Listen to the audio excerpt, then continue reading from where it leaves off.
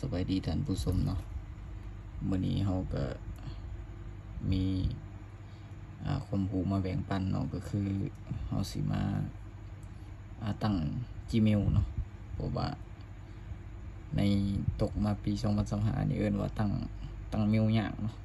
ตั้ง Play Store นี่เนาะมันยากเนาะตั้งได้อยู่แต่ว่ามันเวลาตั้งไปแล้วมันเด้งเนาะมื้อนี้มาเบิ่งเลยวิธีตั้งเนาะเครื่องเฮามาสาธิตก็คือ J2 Pam เนาะตัวนี้เนาะเป็นรุ่นเก่าๆเลยมาเข้าตัวนี้เนาะหลังจากนั้นให้จิ้มใส่ตั้งขานี้เนาะแล้วเลื่อนลงมาเนาะเลื่อนลงมาหาคำว่าตัวนี้เนาะไอ้ข่าวและบัญชีนี่เนาะบัญชีผู้ใส่จำเข้าไปเนาะหลังจากนั้นให้เลือก account นี่ตัวนี้เนาะจำผิดเนาะaccount นี่เนาะไอ้นี่ให้เฮามาเพิ่ม account เนาะ account ก็คือบัญชีหลังจากนั้นให้หาคำว่า Google เนาะนี่เนาะคือกันอยู่บ่เนาะประมาณนี้เลยเนาะหลังจากนั้นก็มีแต่รอเนาะแต่ว่าอันนี้เฮาใส่ Wi-Fi เนาะผู้ใดมีสัญญาณซิมก็ใส่สัญญาณซิมเนาะหลังจากนั้นให้สร้างบัญชีเลยอันนี้เราใส่เป็นภาษาไทยเนาะเพื่อในการสื่อสารง่ายเราบ่ได้ตั้งเป็นภาษาอังกฤษเนาะหลังจากนั้นให้ตั้งสื่อไปเลยเนาะสื่อผู้ใดมักได้ก็ตั้งไปเลยเนาะตัวนี้ส่วนเราสิตั้งแบบโมสัวไปเลยเนาะนี่เนาะนี่เนาะหลังจากนั้นเราก็ทัดไปเลยตัวนี้วันที่เนาะวันที่เขาสิใส่วันที่8 เดือนเดือนนี้ก็ใส่ได้ตามใจเนาะใส่มีนาคมเนาะใส่ก็ต้องให้18 ปีขึ้นไปเนาะเขาสิใส่ปี2000เนาะเพศก็เลือกไปเลยเพศชายเพศหญิงเนาะได้เบิดเนาะหลังจากนั้นให้กดถัดไปเนาะระบบเขาสิเอาขึ้นมาให้เขาเลือกเนาะเขามักตัวใดก็เลือกเอาในระหว่าง2อันนี้หรือบ่มักก็จิ้มตัวนี้เนาะแล้วก็พิมพ์ใส่แต่ว่าในนี้เขาสิเอาตัวที่1เนาะหลังจากนั้นกดถัดไปเลยเนาะมาเฮานี่ตั้งรหัสเนาะรหัสก็ตั้งแบบง่ายๆเลยโดยที่มีตัวอักษรกับตัวเลขเนาะแต่ว่าในนี้เขาสิใส่334455เนาะใส่ง่ายๆเลยเนาะหลังจากนั้นเราก็กดถัดไปเลยเนาะนี่เนาะเห็นบอกเนาะจะได้เป็นมาแบบนี้ตรวจสอบบัญชีของคุณใส่อีเมลเนาะถัดไปเลยเนาะนี่เนาะถ้าเป็นแบบนี้คือตั้งผ่านเลยเนาะ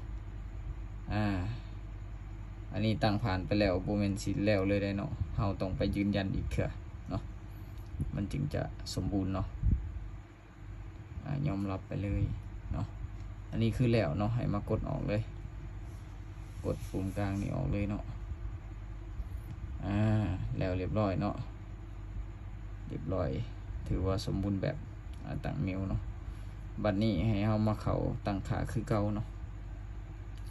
มันบ่แล้วสำนันเลยเนาะมายืนยันมันบัดนี้เนาะมาใส่คำว่า Google คือเก่านี่เนาะนี่เนาะ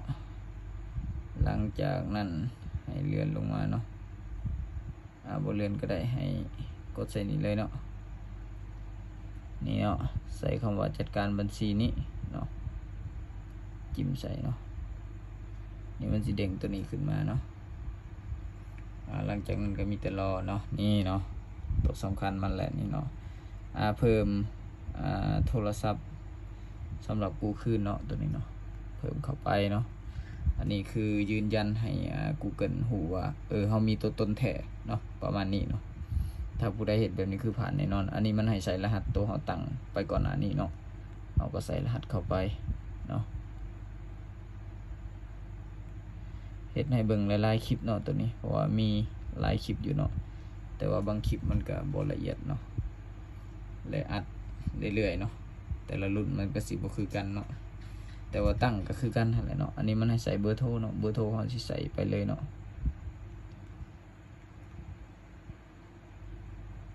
นี่เนาะไปเลย เบอร์โทรมาเพิ่มแล้วเนาะมาเพิ่มมิวทั้งเทิงนี่เนาะมิวก็ใส่มิวที่ตั้งใดด้วยเนาะมิวตั้งใดเนาะ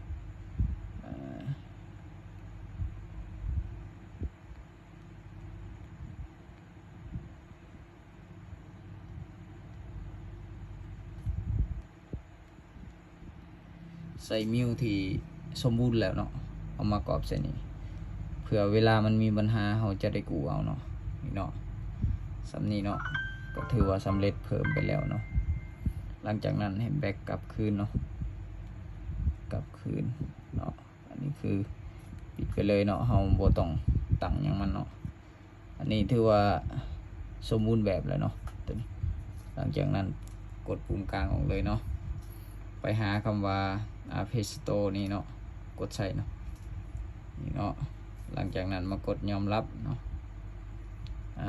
ตัวนี้ไว้ทีหลังเนาะ